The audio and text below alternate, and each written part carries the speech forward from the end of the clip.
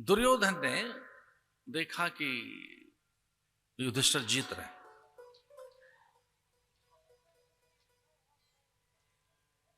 उस 21 बार के क्रम में पहले 7 क्रम युधिष्ठिर जीत गया था। 21 क्रम थे, उसमें 7 क्रम, 7 जो थे दाव युधिष्ठिर जीत गया था। पहला, दूसरा, तीसरा जीतता गया युधिष्ठिर। फिर हारने लगा युधिष्ठिर। क्यों हारने लगा? पहले 7 जीत लिया और वो यशस्वी बन गया, ताली बजने लगी, युधिष्ठिर जीत रहा है।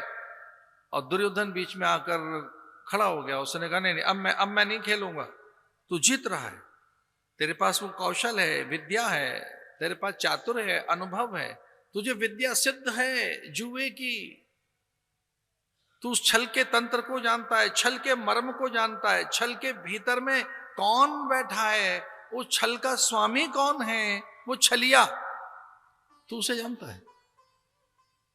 मैं नहीं खेलूंगा, इस खेल में मेरी ओर से शकुनी बैठेगा और ये खेल का नियम है, अब मेरे से नहीं खेला जा रहा है तो मेरी ओर से शकुनी बैठेगा, जीत हार मेरी होगी, शकुनी मेरी ओर से खेलेगा। और जब शकुनी खेलने लगा तो दुर्योधन जीतने लगा। तो मुझे ऐसा लगता है कि अगर युधिष्ठिर ये कह देता कि तेरी ओर से शकुनी बैठेगा तो मेरी ओर से भी कृष्ण बैठेगा, तो मुझे लगता है कि कुछ और दृश्य होता। लेकिन महाभारत में एक बड़ी सुंदर सी बात आती है, सर्ववित, सर्वज्ञ, आत्मवित, आत्मचेता। इसे ये मुझे अच्छा नहीं लगता कि दुख के समय में भगवान से ये कहा जाए हमारे दुख मिटा दीजिए, हमारी कामना की पूर्ति कर दीजिए, हमारे अभाव का नाश कर दीजिए, हमें ये चाहिए। तो मुझे ये भी अच्छा नहीं लगता कि कोई सकाम भक्त ऐसा उनसे कहे। ये भी शरणागति में एक प्रकार का दोष है। अगर वो भीतर बैठा है तो भीतर बैठकर सुन तो रहा है, जानता तो है हमारी आत्मवित, आत्मचेता, सर्ववित, सर्वज्ञ, सर्वहित। इतनी बातें तो मारीच जानता है। तो मारीच ने कहा मेरी कोई योजना, मेरा कोई संकल्प, मेरा कोई छल, मेरा कोई विचार, मेरी कोई युक्ति ऐसी नहीं है जो मैं यहां सोचूं और उसे पता ना लगे, क्योंकि भीतर ही बैठा है आत्म साक्षी। तो नारद जी ने कहा कि वो आत्म साक्षी है, वो हर बात का गवाह है, हमारे सुख दुख का, हमारे भीतर चल क्या रहा है। तो आत्म बनकर, यानी हमारी आत्मसत्ता में वो साक्षी है, वो देखने वाला है, वही जानने वाला है, वही दृष्टा है, वही सृष्टा है। और जब मारीच ने एक नई बात बताई तो रावण हिल गया। रावण ने कहा कि ये सृजन भी वही कर रहा है, तेरे भीतर भी जो विचार आया है इसका सृजन भी उसी से हुआ है, ये सृजन तेरा नहीं है, ये सृजन भी उसी का है, ये विचार भी उसी का है। तो ध्यान रखना, मैं तेरी आज्ञा का पालन करने के लिए मारीच नहीं बन रहा हूं, मैं राम की लीला के विस्तार के लिए मारीच में मृग बनूंगा। मैं तेरे लिए शरणागत नहीं हूं, तेरी योजना में मैं अगर मायावी मृग बनकर जाऊंगा तो उसी की लीला है। इतना समर्पण होना चाहिए।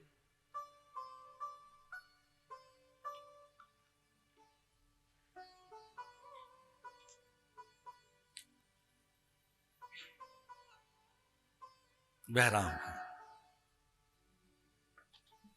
प्रकट हुए ब्रह्मा जी, और ब्रह्मा जी ने आदेश दिया, आज गाम ततो ब्रह्मा लोक कर्ता स्वयं प्रभु चतुर्मुखो महातेजा द्रष्टुम तुम मुनि पुंगवम। बात चली रही थी कि अचानक भगवान ही प्रकट हो गए और भगवान ने कहा कि मेरी आज्ञा है, चरित्र लिखिए मेरा। भगवान ही प्रकट हो गए, भगवान की आज्ञा से चरित्र लिखने लगे। उनसे पहले लिख दिया, पूरा संपन्न कर दिया। रामगान की, रामायण की, राम गाथा की बहुत पहले से सृजना हो गई, राम से पहले ही सृजना हो गई। रहस्यम च प्रकाशम च यद वृत्तम तस्य धीमतः राम से सहसो मित्रे राक्षानाम च सर्वश न ते वाग्नृता काव्ये काचित भविष्यति कुरु राम कथाम पुण्याम श्लोकबद्धा मनोरमा। बहुत पहले वो सब कुछ लिख दिया उन्होंने, हमें लिख दी गई। राम गाथा पूरी संपन्न हो गई, थोड़ी सी रह गई। वाल्मीकि रामायण पहले लिखी जा चुके थे, थोड़ी सी रह गई, इतनी सी, कुछ अध्याय रह गए। ये सीता को ही पता था। उस दिन रहस्य का उद्घाटन हुआ सीता को, जब भगवान की कथा पर किसके हस्ताक्षर कराएं, किसकी सम्मति लें, कौन प्रमाणित करे, तो सीता को ही आग्रह किया वाल्मीकि ने।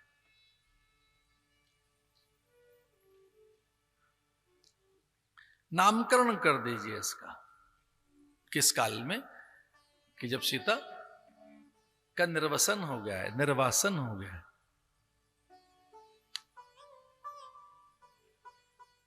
संध्या का समय है, राम का आदेश हुआ है, प्रतिहारी पहुंचा है, लक्ष्मण महलों में पहुंच चुके हैं, विश्रांति काल है, प्रतिहारी का आगमन हुआ है, राजाज्ञा पहुंची है। लक्ष्मण थोड़े चकित से हैं और कुछ इसलिए विस्मित हैं कि वो तो मेरा भाई है, वो मेरे स्वामी है, वो मेरे सर्वस्व हैं, वो मेरा परमात्मा है, वो मेरा आराध्य है, तो ये सम्मन किस लिए भेजा जा रहा है? ये राजपत्र क्यों है? राजाज्ञा क्यों है? उसके लिए तो सब कुछ त्याग दिया है, मैं वन वन भटका हूं उसके लिए। उसका मुझसे कितना अधिक प्रेम है कि जब वीर घातनी शक्ति लगी, मैं मूर्छित, मेरे प्राण संकट में, कि राम घोषणा कर रहे हैं कि युद्ध विराम कर दिया जाए और कह दो रावण से जाकर मैं हार गया हूं, सीता नहीं चाहिए, मैं अयोध्या लौट जाऊंगा। मेरे बिना जो न जी सके, जो न रह सके, जो मुझे अपना सर्वस्व मानता हो, ऐसा राम जो मेरा परमात्मा राम। और एक छोटा सा राज कर्मचारी आकर मुझे आदेशित करेगा कि राजा ने बुलाया है। कोई अनुचर, कोई दास, कोई सचिव, सेवक, उच्च पदस्थ मंत्री, लेकिन जिस ढंग से राम की आज्ञा आई थी, लक्ष्मण विचलित हो गए थे, क्योंकि वो प्रतिहारी भी कितना उद्दंड है। वो कह रहा है राजा बुला रहे हैं आपको, अभी चलना होगा। ये सम्मन शब्द में इसलिए प्रयोग कर रहा हूं, वैसा ही था वो, राजा, राज्याज्ञा। राम नहीं बुला रहा है लक्ष्मण को,